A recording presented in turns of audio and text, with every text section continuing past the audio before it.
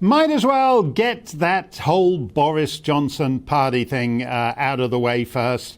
Anyone who's had any dealings with Boris over the last 30 years knows that he's an amoral, unprincipled, self-serving liar.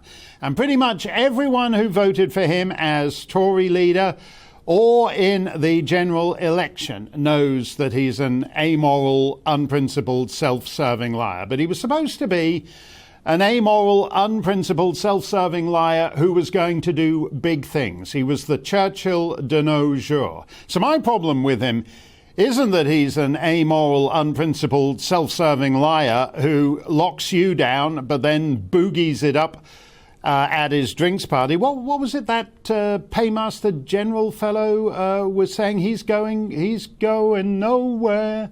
Somebody help. What's that beat? That's the Bee Gees' Saturday Night Downing Street Drinks Party Fever. I think that film was filmed in the garden of Downing Street. But that's my problem with him, not the drinks parties. The fact that he is an unprincipled, self-serving, amoral liar who is going to do big things, and he does nothing. And he's done none of the big things. For example, we cover the migrant story regularly at GBNews. We're the only channel that does. But what is it underlying it? 2.5 years ago, Boris Johnson went all macho and said he was going to send back any migrants who showed up on Britain's shores. Don't even think about sailing for Blighty. But instead of sending them back, the Prime Minister has perverted the mission of both the Border Force and the Royal National Lifeboat Institute by transforming them into express check-in services for those who, quote, seek to arrive illegally, as he once put it. Boris Johnson has abandoned his tough guy talk, and he's now minded to say nothing on the subject. It's a bit of a downer politically. It doesn't float his boat, though it floats many others day after day in the English Channel. But if you're a politician, you risk being damned as racist, no matter how much you try to tiptoe around on eggshells. Yet this story is not going away. Most people aren't terribly numerate, so demographic trends are something woozy and hard to fix in the head. But let's have a go at it. A century ago, the British Isles, England, Scotland, Ireland, Wales, and British West Africa, what's now the Gambia, Sierra Leone, Ghana, Nigeria, and a sliver of delightful Cameroon. The British Isles and British West Africa had the same population, about 45 million. Today, the British Isles have gone up from 45 to about 72 million. What was British West Africa has gone up from 45 million to 260 million. So getting on for almost 4 times as many. Nigeria, just Nigeria has close to doubled its population this century. In the last 20 years, that is, from 125 million to 212 million.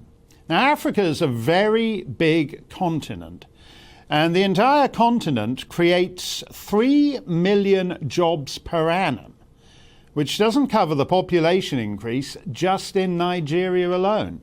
So if you're in the people smuggling business, as many enterprising fellows are with the connivance of Boris Johnson and the laughably misnamed UK Border Force, you have an unlimited increase in demand for your product and no disruption to your supply chain. As recently as 1980, that's when Bob Geldof and the gang were singing "Feed the World, Let Them Know It's Christmas Time." Africa accounted for less than 1/10 of the world's population. It's now on course to be 1/4 of the world's population by 2050. It caught up with Europe about a decade and a half ago. I think it was 2005. But the difference is that Europe's very elderly, not quite as old as Japan, but getting there, while Africa is very young. Soon, 1 in every 3 young persons on the planet will be African. And in any society, young people are your entity, not just in that they build your roads and man your police force, but in the sense that they drive your culture and fashion and innovation.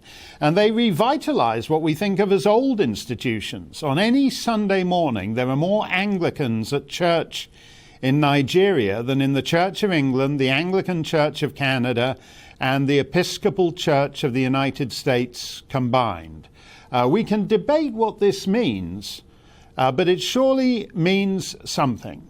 What do you reckon to this population earthquake in the African continent and its implications for the tides of great migrations through Europe and to the British Isles? Email me, gbviews@gbnews.uk, or you can tweet me at GBNews.